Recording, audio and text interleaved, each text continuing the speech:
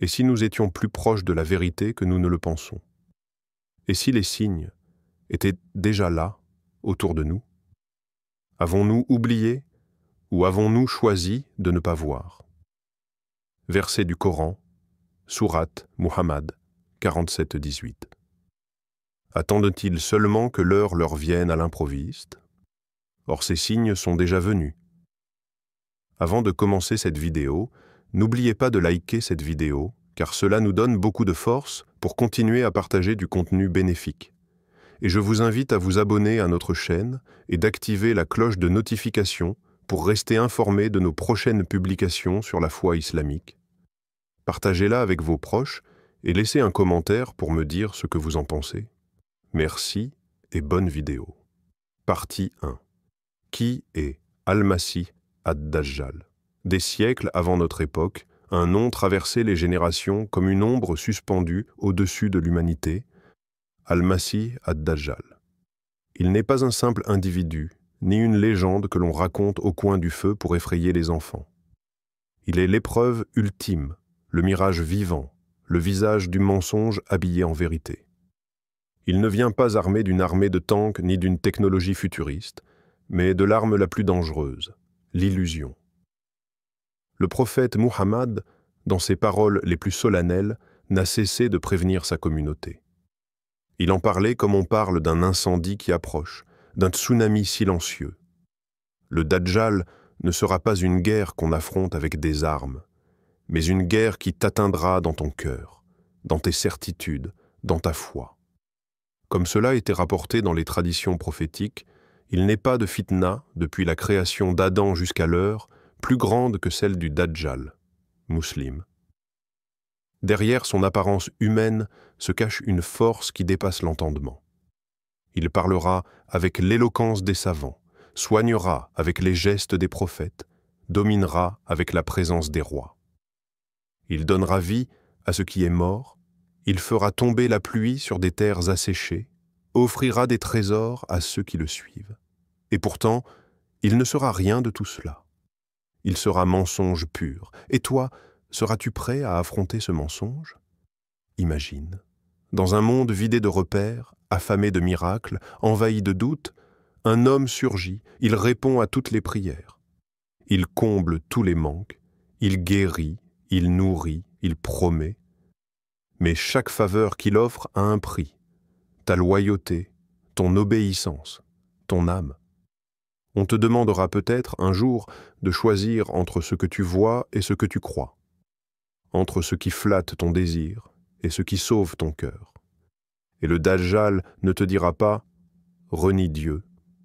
Non, il te dira « regarde ce que je peux faire pour toi. Pourquoi chercher plus loin ?»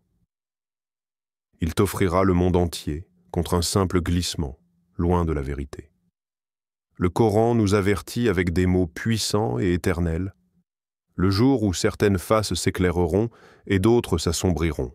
Quant à ceux dont le visage sera assombri, avez-vous mécru après avoir eu la foi, alors goûtez au châtiment pour avoir renié? Sourate Al-Imran 306. C'est ça, le danger du Dajjal? Il ne te demandera pas de devenir mauvais, il te demandera juste d'oublier la source, d'oublier Allah, d'oublier pourquoi tu es là. Il est le miroir déformant du monde, celui qui t'imite ce que tu veux voir, pour mieux t'éloigner de ce que tu dois voir. Et toi, spectateur, si aujourd'hui on t'offrait tout ce que tu désires, richesse, succès, amour, puissance, santé parfaite, mais à une seule condition, renie Allah, renie l'invisible, renie la foi, le ferais-tu? Ce choix, tu pourrais bientôt avoir à le faire. Pas sous forme d'un pacte clair, mais sous forme d'une série de concessions, subtiles, invisibles, une compromission ici, un silence là, et tu glisses. Le Dajjal n'est pas seulement un homme, c'est une ère, une atmosphère, une pression invisible, une illusion totale. Alors prépare-toi, non pas à fuir, mais à voir au-delà de ce qu'on te montre. 3 partie 2. Les signes de sa venue, sont-ils là? Le prophète Muhammad ne nous a pas laissés dans l'ombre. Il a levé le voile, morceau par morceau, sur les signes d'un temps trouble. Il a tendu à sa communauté des éclats de vérité, des indices fragiles mais lumineux pour que nous ne soyons pas surpris, pour que nous restions éveillés, vigilants. Mais aujourd'hui, voyons-nous encore ce qu'il a pointé du doigt? Ou bien sommes-nous devenus aveugles au chaos, simplement parce qu'il est devenu trop familier? Dans les mots tranchants du Coran, une mise en garde traverse les âges. Et si tu obéis à la majorité de ceux qui sont sur la terre, ils t'égareront du chemin d'Allah. Sourate Al-An'am, 616. Le monde parle fort. Il crie ses valeurs, il impose ses normes, et doucement il étouffe le murmure de la vérité. Regarde autour de toi. La corruption n'est plus l'exception, elle est devenue la fondation des structures. L'injustice, elle ne choque plus. Elle est habillée de lois, d'ordres, de slogans. Le matérialisme, il n'est plus un simple excès. C'est désormais la religion de masse, une quête insatiable qui remplace la transcendance par la possession. Quant à la pudeur, elle s'efface, pixel par pixel, vêtement par vêtement, regard après regard. Et la foi sincère, elle devient suspecte, moquée, isolée. Mais peut-être que le plus grand des signes, c'est que ces signes ne nous choquent plus. On ne vit plus l'égarement comme un écart, mais comme la norme. Le mal n'est plus camouflé, il est marqueté. Et la vérité, elle est noyée dans l'ironie, ridiculisée, éparpillée. Il y a cette histoire d'un vieil homme qui un jour posa une question à son petit-fils. « Mon fils, comment reconnaîtras-tu le faux parmi les faux prophètes ?» Et le petit garçon répondit, sans hésiter, « Je reconnaîtrai la vérité dans le silence de la prière et le mensonge dans le vacarme des promesses. » Alors je te pose cette question, à toi qui regardes cette vidéo. Te poses-tu encore la question de savoir si le monde s'égare? Ou as-tu simplement accepté l'égarement comme la normalité? Et si les signes sont là, alors que fais-tu de ton regard? Il y a ceux qui ferment les yeux parce que voir dérange. Il y a ceux qui détournent la tête parce que comprendre oblige. Et il y a ceux, enfin, qui regardent en face, même si cela leur coûte. Car voir, c'est déjà commencer à résister. Et reconnaître les signes, c'est s'ancrer dans la vérité face à la tempête. Le Coran avertit encore. Ne suis pas ce dont tu n'as aucune connaissance. L'ouïe, la vue et le cœur, sur tout cela, on sera interrogé. Sourate Al-Isra 17-36. Les signes de la venue du Dajjal ne sont pas des événements spectaculaires. Ce sont des glissements invisibles, des pertes de repères qu'on ne remarque plus, des silences qu'on ne questionne plus. Alors peut-être que le plus grand des miracles aujourd'hui, ce n'est pas de voir des anges, c'est simplement de ne pas s'endormir. Partie 3. Préparer son cœur, pas seulement ses yeux. Le Dajjal ne viendra pas avec un sabre levé. Il ne frappera pas à ta porte en te forçant à choisir. Non. Il entrera par les fissures invisibles, celles que tu ne vois pas, mais que ton cœur ressent. Car ce n'est pas par la force qu'il gagne, mais par la faiblesse intérieure. Le cœur non préparé est comme une maison sans fondation. Belle peut-être en apparence, mais au moindre vent, tout s'effondre. Comme nous le rappelle le Coran, dans un verset d'une précision redoutable, ce ne sont pas les yeux qui s'aveuglent, mais ce sont les cœurs dans les poitrines. Sourate Al-Hajj 22-46. Tu peux voir, tu peux lire, tu peux observer tous les signes du monde. Mais si ton cœur est fermé, tu passeras à côté de la vérité, même si elle est devant toi. Aujourd'hui, nous sommes nombreux à nous inquiéter du monde. Des injustices, des mensonges, du chaos. Mais combien s'inquiètent réellement de leur propre cœur? Combien examinent leur foi avec la même intensité qu'ils analysent les réseaux sociaux ou les actualités? Une femme pieuse, éveillée par la nuit, priait chaque soir avec des larmes brûlantes. Lorsqu'on lui demanda pourquoi tant de ferveur, elle répondit simplement « Parce que je crains plus mon propre cœur corrompu que le Dajjal lui-même. » Elle avait compris. Le vrai champ de bataille, ce n'est pas dehors, c'est en soi. Il y a ceux qui prient, mais ne savent pas ce qu'ils disent. Il y a ceux qui jeûnent, mais n'éveillent pas leur conscience. Il y a ceux qui donnent, mais n'ont jamais vidé leur cœur de l'orgueil. Et dans ces failles, le Dajjal trouve son passage. Préparer son cœur, ce n'est pas seulement lire des livres ou écouter des conférences. C'est pleurer en secret quand personne ne regarde. C'est dire « Astaghfirullah » en profondeur, pas par réflexe. C'est regarder une tentation et détourner les yeux, non par peur, mais par amour pour Dieu. C'est réapprendre à prier comme si chaque mot comptait, comme si chaque inclinaison était une ancre contre la dérive du monde. Alors je te pose cette question, en silence. Quand as-tu médité pour la dernière fois sur ta propre foi? As-tu fortifié ton âme ou l'as-tu laissée à découvert? Dans l'obscurité d'une époque confuse, ce ne sont pas les muscles qui résistent, c'est le cœur éveillé, le cœur qui prie, qui pleure, qui lutte en secret, le cœur qui ne cherche pas à briller, mais à survivre en vérité.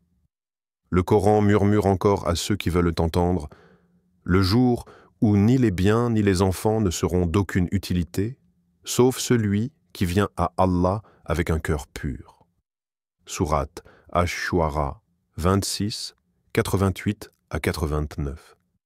Et ce jour-là, tu ne seras pas jugé par ce que tu as vu, mais par ce que tu as laissé entrer dans ton cœur. Partie 4. La lumière du Coran comme rempart. Dans un monde où tout vacille, où la vérité est émaquillée, où le faux se vend mieux que le vrai, il reste une lumière inextinguible. Le Coran, pas comme un simple livre, pas comme un texte ancien, mais comme une présence, une arme silencieuse, un rempart contre les ténèbres du Dajjal. Le prophète Muhammad, dans sa sagesse infinie, nous a recommandé la récitation des 10 premiers versets de la sourate Al-Kahf. Pourquoi ces versets? Pourquoi cette sourate? Parce qu'elle contient les clés de la résistance intérieure. Il ne s'agit pas de psalmodier mécaniquement, mais de laisser le Coran pénétrer les failles du cœur, éclairer les coins sombres de nos doutes et fortifier notre âme face à la plus grande illusion de l'histoire. Comme le rappelle le verset puissant de cette même sourate, « Nous avons placé sur la terre toutes choses comme une parure pour l'éprouver. Qui d'entre eux sont les meilleurs en œuvre ?» Sourate Al-Kahf 18:7. Le monde est une parure. Tout y est éclatant, séduisant, brillant, mais trompeur. Le Dajjal exploitera ces parures. Il les fera miroiter pour acheter les consciences. Mais celui qui a dans son cœur la lumière du Coran ne se laissera pas vendre. Il y a l'histoire de ce jeune homme, enfermé, oublié dans une cellule sans fenêtre. Chaque vendredi, dans l'obscurité la plus totale, il récitait la sourate Al-Kahf par cœur. Et quand on lui demanda « Pourquoi continuer ici, entre 4 murs, sans public, sans lumière ?» il répondit simplement « Parce qu'ici, même le Dajjal ne peut rien contre moi, car mon cœur est ailleurs. » Son corps était enchaîné, mais son cœur était libre, protégé par les versets de lumière. Car le Coran, ce n'est pas un livre que l'on lit. C'est une lumière qui te lie. Il te montre ce que tu es et ce que tu dois devenir. Alors à toi, aujourd'hui, cette question essentielle. Le Coran est-il ta lumière ou un livre posé sur une étagère? Est-il ton miroir chaque matin ou simplement un souvenir du passé poussiéreux, oublié?